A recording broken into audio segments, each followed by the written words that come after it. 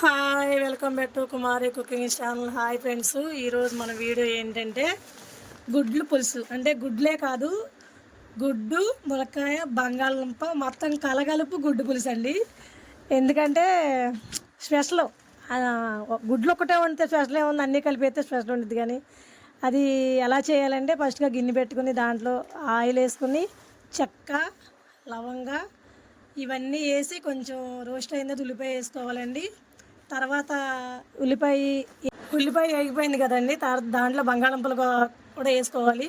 బంగాళదుంపలు కూడా వేగిన తర్వాత ఉప్పు పసుపు కూడా వేయాలని, తర్వాత అన్నీ వేసేసిన తర్వాత దాంట్లో టమాటా వేయాలండి. టమాటా మగ్గిపోయిన తర్వాత కారం ధనియాల పొడి ఇవన్నీ వేసుకుని కొంచెం పచ్చివాసన పోయే వరకు వేగనివ్వాలండి.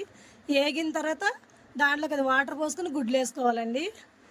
అన్నీ వేసి కొంచెం దగ్గరికి వచ్చే వరకు మరగనివ్వాలి. టైట్ అయిన తర్వాత మగ్గని ఇచ్చి అప్పుడు కర్రీ రెడీ అయిపోయిందండి. ఈరోజు కర్రీస్ కూడా పెట్టాను చూడండి. కర్రీస్ ఏంటంటే కొత్తిమీర రసం, పాలకూర పప్పు, సొరకాయ పులుసు, సాంబారు, బెండకాయ chutney, aloo fry, beetroot fry,